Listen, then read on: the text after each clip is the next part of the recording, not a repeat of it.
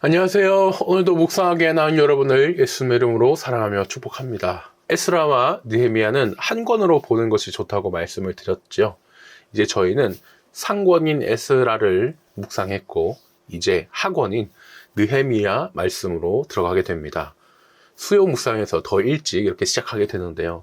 오늘은 어떤 말씀을 주실까 기대하시면서 말씀으로 따뜻해지길 바라면서 오늘 묵상도 함께 기도로 시작하겠습니다. 사랑하는 하나님, 오늘 저희가 함께 묵상을 시작합니다. 우리의 힘이 아니라 성령님 주시는 조명과 지혜로 하나님이 기록하신 이 성경 말씀 잘 깨닫게 하여 주시고 삶으로 살아내려 할 때도 예수님 붙잡으면서 성령님의 힘으로 해낼 수 있도록 붙잡아 주세요. 감사하신 예수님 이름으로 기도드렸습니다. 아멘. 네, 오늘은 좋은 일을 행하는 손들이라는 제목으로 느헤미야 2장 말씀 함께 묵상하겠습니다. 내용이 2장 전체라 좀 길기 때문에 세번역과 메시지 이렇게 2번 말씀 듣겠습니다. 먼저 세번역입니다. 아닥사스다 왕 20년 니산월에 나는 왕에게 술을 따르는 일을 맡았다. 왕에게 술을 따라 드리는 어느 날 왕께서는 나의 안색이 평소와는 달리 좋지 않은 것을 보시고는 안색이 좋지 않구나, 아픈 것 같진 않은데 무슨 걱정되는 일이라도 있느냐 하고 물으셨다. 나는 너무나도 황공하여 임금님 만수무강하시기를 빕니다. 소신의 조상이 묻힌 성읍이 폐허가 되고 성문들이 모두 불에 탔다는 소식을 듣고서 울적한 마음을 가누지 못한 탓입니다 하고 아뢰었더니 네가 바라는 것이 무엇이냐 하고 왕께서 또 나에게 물으셨다. 나는 하늘의 하나님께 기도를 드리고 나서 왕에게 말씀드렸다.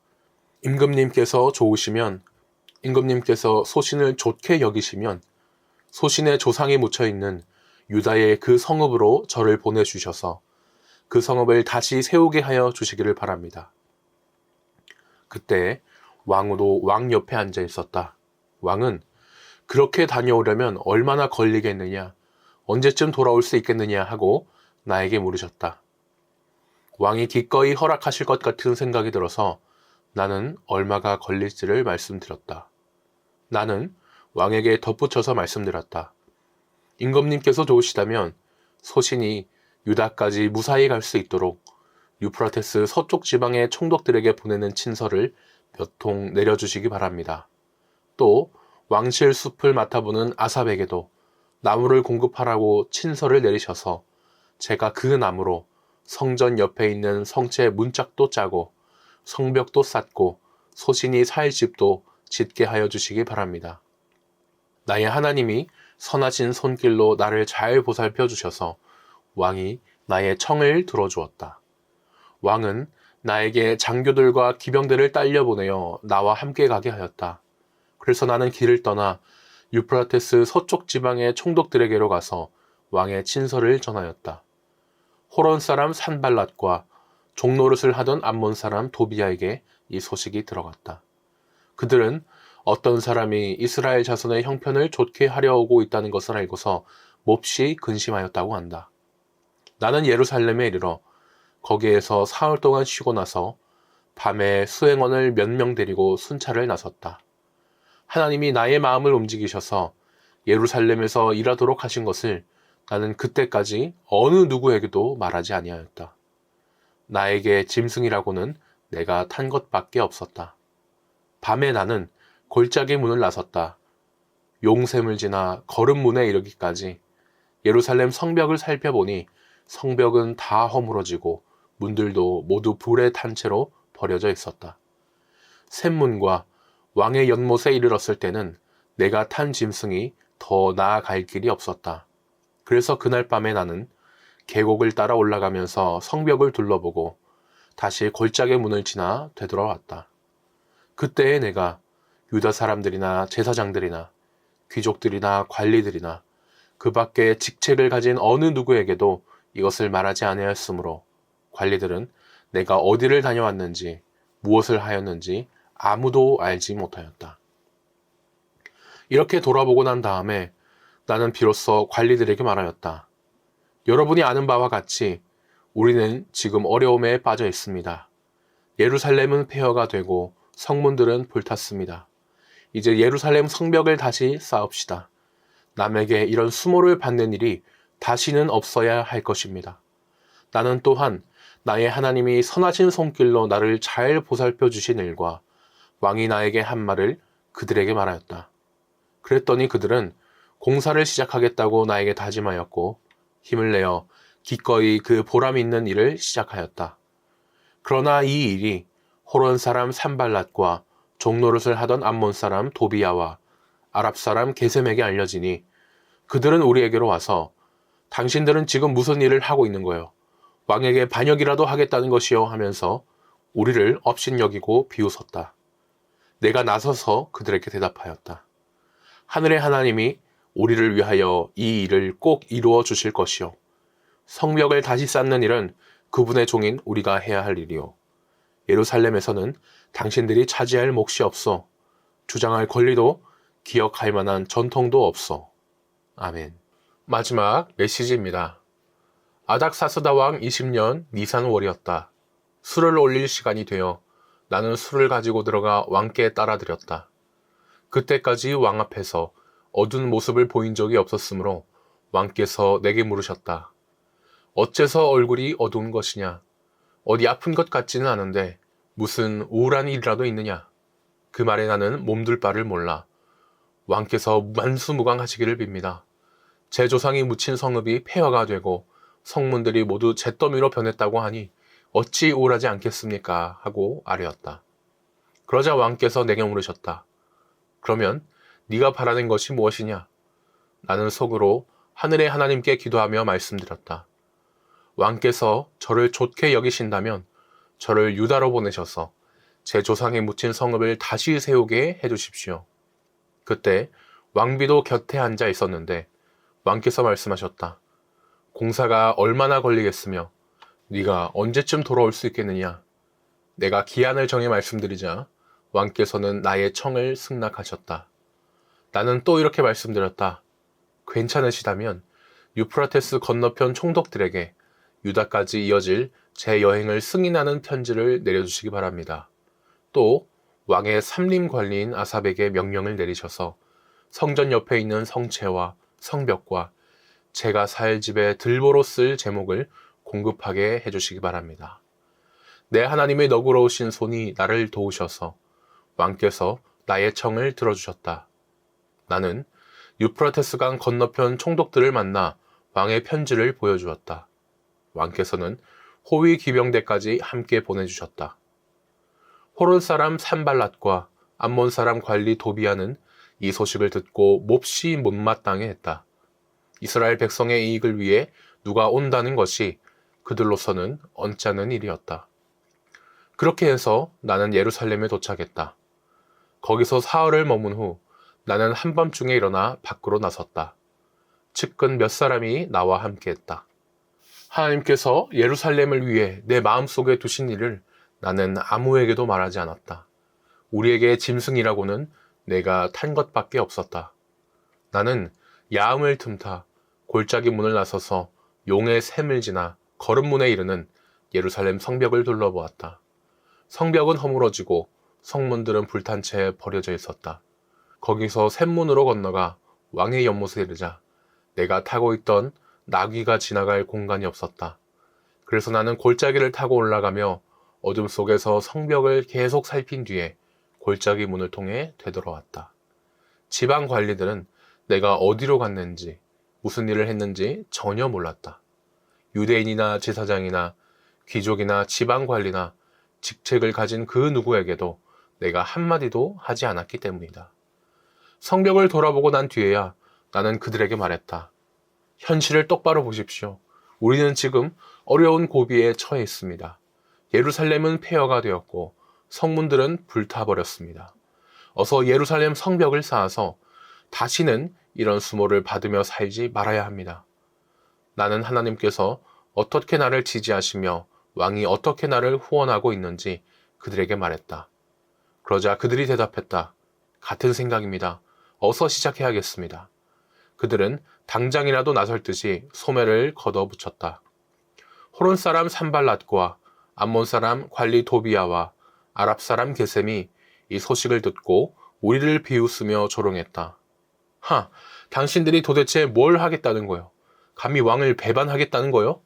내가 되받아 쳤다. 하늘의 하나님께서 반드시 우리를 도와 성공하게 하실 것이요. 우리는 그분의 종이니 열심히 일하여 성벽을 재건할 것이요. 쓸데없는 간섭은 마시오. 당신들은 이 일에 발언권이 없을 뿐더러 예루살렘과도 아무 상관이 없소. 아멘. 네, 지금까지 저희가 말씀을 함께 들었습니다. 역사를 돌아보면요, 이 위대한 변화치고 혼자서 이루어진 게 별로 없습니다. 아이디어는 한 사람이 냈지만 그 주변에 이제 많은 사람들이 함께 뜻을 모아가지고 도와줬을 때 비로소 그 아이디어가 완성이 되죠. 느헤미야가 무너진 성벽을 다시 세울 때도 그렇습니다. 유대인들이 바벨론 포로로 살다가 돌아와서 스룹바벨은 성전을 다시 짓고 에스라는 영적 공동체를 다시 세우고 느헤미야는 성전에 있는 예루살렘의 성벽을 다시 세웁니다. 성전, 영적 공동체, 성벽, 이렇게 이어진 것이죠. 바벨론에게 망한 이후 오랜 세월 동안 무너졌던 것이 하나씩 다시 세워져 가는 겁니다. 시작은 또 느헤미야 한 사람의 간절한 기도로 성벽을 다시 지을 생각을 했지만 하나님의 도우심 속에 또 수많은 손들이 느헤미야와 함께 조화를 이루면서 성벽이 다시 지어지게 됩니다. 큰 1번입니다. 1절에서 8절을 보니 느헤미야가 아닥사스다 왕에게 예루살렘 성을 건축할 수 있도록 요청합니다. 아닥사스다 왕 앞에서 느헤미야의 얼굴에 수심이 가득한 이유는 무엇입니까? 3절을 보니 자기 조상들의 무덤이 있는 고향 도시 예루살렘이 황폐해지고 성문이 불탔다는 소식을 들었기 때문이었습니다. 140년 전에요, 바벨론이 남왕국 유다를 멸망시킬 때 그때 예루살렘이 황폐해졌습니다. 그런데 지금 느헤미야가 들은 소문은 140년 전에 일어났던 그 얘기가 아닙니다. 에스라 4장에 나왔던 것처럼 누가 고의로 최근에 예루살렘이 재건되고 있는 것을 방해한 것이죠. 이 소식을 듣고 느헤미야가요, 이 고향에서 아주 멀리 떨어진 페르시아에 살고 있었기 때문에 걱정을 합니다. 자녀가 미국에 있으면서 한국에 있는 부모님의 아프다는 이런 소식을 들으면 너무 힘들잖아요. 지구 반대편에 있으니까 뭐 바로 달려갈 수도 없고 정말 마음이 아프게 되는데, 그런 것처럼 이 느헤미야도 먼 곳에 있는 고향이 망가졌다, 황폐해졌다 소식을 들으니까 마음이 참으로 답답하고 괴로웠습니다. 2번입니다. 느헤미야는 아닥사스다 왕이 자신의 요청을 허락한 일을 무엇의 결과라고 고백합니까? 8절을 보니까 나의 하나님이 선한 손으로 나를 도와주셨기 때문에 왕이 자신의 요청을 허락했다고 고백합니다. 아닥사스다 왕과 느헤미야의 대화는요, 서로 물 흐르듯 자연스럽게 주거니 받거니 이렇게 이어집니다. 마침 옆에 있던 왕비도 옆에서 거들어 주어가지고 느헤미야가 그렇게나 원하던 이제 예루살렘으로 돌아가서 또 그 예루살렘을 다시 세우게 되죠. 예루살렘 성벽을 포함해 예루살렘을 재건하게 됩니다. 느헤미야는요, 이제 예루살렘까지 안전하게 갈 수 있다는 통행증 같은 허가증도 받고 공사에 필요한 재료까지 왕에게 받아냅니다. 정말 놀랍게 이 모든 일이 척척 진행되고 있습니다. 느헤미야는요, 이것을 보고 보이지 않는 하나님의 손길이 나를 도우셨기 때문이라고 그렇게 고백을 합니다. 느헤미야가 이제 1장 10절, 11절에서 이미 그렇게 간절히 기도를 했었는데 그것을 오늘 2장에서 또 하나님이 이루어 주신 거죠. 하나님께서 이제 옛날에 강한 힘으로 백성을 구해주셨던 것처럼 이번에도 역시나 하나님께서 느헤미야를 도와주시고 일해 주십니다. 나눔 1번입니다. 느헤미야는 아닥사스다 왕에게 용기를 내서 도움을 요청하고 왕의 허락을 받았습니다. 우리도요, 이처럼 하나님의 도우심으로 이거 힘들 것 같은데 싶었던 그 도움에 예상치 못하게 긍정적인 응답을 받았거나 상황이 확 바뀌는 그런 일을 경험한 적이 있습니까? 있다면 언제였는지 생각해 보시면 좋겠습니다. 큰 2번입니다. 9절에서 20절까지를 보니 느헤미야가 예루살렘을 둘러보고 백성과 함께 성벽 재건 공사를 시작합니다. 밤에 예루살렘을 둘러본 느헤미야가 확인한 것은 무엇입니까? 13절을 보니 예루살렘 성벽이 다 무너졌고 성문이 불탄 것을 확인했습니다.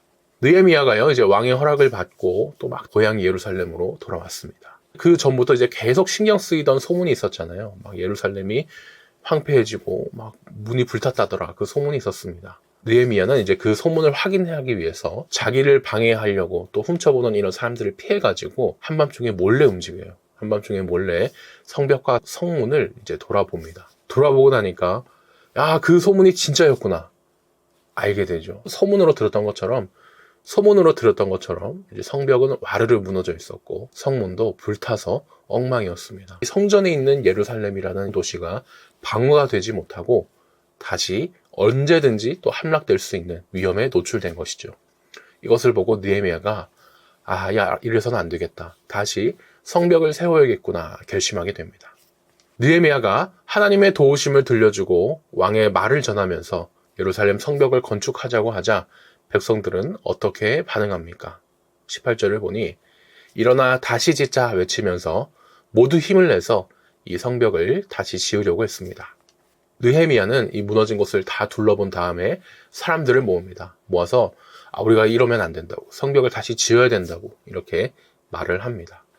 성벽과 성문은 이 적으로부터 예루살렘 도시를 안전하게 지켜주는 정말 중요한 울타리잖아요. 무엇보다도 이 예루살렘에는 성전이 있습니다. 이 성전이 더러워지지 않게 지키고 또 예배를 지키려면 이 도시 자체가 또 안전해야 했습니다. 그런데 이런 성벽이 없다. 그 말은 다시 한번 바벨론 때처럼 외부의 공격에 성전이 더럽혀지고 무너질 위험이 있다는 것이죠. 심지어 공간을 뺏겨서 예배를 드릴 수 없게 될 수도 있었습니다. 하나님을 믿는 백성으로 이거는 정말 그래서는 안 되고 부끄럽고 자존심 상하는 일이죠. 그래서 느헤미야는 그동안 그 무시당하고 부끄러움을 겪어온 사람들에게 이러지 말자고, 우리 더 이상 이런 일을 겪으면 안 되니까 우리가 다시 쌓아서 이런 부끄러운 일을 다시 당하지 않게 하자라고 외칩니다. 모든 사람이 거기에 동의를 하고요. 한 마음으로 이제 함께 하겠다고 나섭니다. 이 말씀을 보면서요, 정말 느헤미야처럼 신약 시대에 우리는 예수님 안에서 교회라는 공동체를 다시 세워가지 않습니까? 이때 우리가 교회의 덕을 위해서 양보하고 함께 협력하여 선을 이루는 이런 모습이 있으면 참 좋겠다 또 생각해 봅니다. 3번입니다. 성벽 재건 사업을 업신여기는 호론 사람 산발랏, 암몬 사람 도비야, 아랍 사람 게셈에게 느헤미야가 뭐라고 말합니까? 20절을 보니까 하늘의 하나님이 우리를 형통하게 해서 이 성벽을 다시 짓게 해줄 것이다. 하나님의 종인 우리가 일어나서 건축할 거니까 너희는 상관하지 마라. 너희에게는 예루살렘에서 아무 기업도 없고 권리도 없고 기억되는 바도 없다라고 이렇게 말씀합니다. 산발랏, 도비야, 게셈 이 사람들의 이름이 나오는데요. 소위 그 지역에서 방귀 꽤나 끼는 힘 좀 쓰는 사람들이라고 하겠습니다. 기득권들은요, 늘 자신이 가지고 있는 권력과 특권 이것을 놓치기 정말 싫어하죠. 성벽이 없는 상태에서 이 사람들은 예루살렘을 쪼물딱쪼물딱 할 수 있었기 때문에 느헤미야가 성벽을 다시 쌓는 걸 보고 정말 마음에 들지 않았습니다. 너희들 페르시아 왕 배신하고 반란을 일으키려고 지금 전쟁을 준비하는 거 아니야? 이런 식으로 엉뚱한 트집을 잡고 이렇게 겁을 줘요. 사실은 성벽이 생기면 자기네들이 지킬 힘이 있으니까 전과 같이 겁을 주지도 못하고 자기들 마음대로 못할까봐 그런 거였죠. 느헤미야는요, 이제 어떻게 반응할까요? 느헤미야는 하나님이 자신들을 도와주고 있음을 믿었고 하나님의 뜻인 것을 알았기 때문에 하나도 그 협박이 무섭지 않았습니다. 하나님이 또 페르시아 왕에게도 약속을 받을 수 있도록 해주셨잖아요. 그래서 느헤미야는 성벽을 짓지 말라고? 뭐라는 거야? 우리는 하나님이 도와주시니까 꼭 해내고 말 거야. 너희는 이 도시랑 아무 상관도 하지 말고 아무런 힘도 이제 못 쓰게 될 거야 하고 당당하게 쳐냅니다. 주님이 함께 하심을 믿는다면 복음성과 가사처럼 어떤 것도 두렵지 않고 어떤 시련도 이길 수 있습니다. 하나님 지금도 예수님을 통해 또 성령 하나님으로 우리와 함께하고 계십니다. 나눔 3번입니다. 느헤미야는 예루살렘 성벽 재건을 비웃는 사람들의 반대에 부딪힙니다. 느헤미야처럼 우리도 어떤 좋은 일을 하려고 할 때, 선한 일을 하려고 할 때 예상치 못한 반대나 조롱, 또 무관심과 같은 그런 어려움에 낙담하고 실망하는 경우가 있거든요.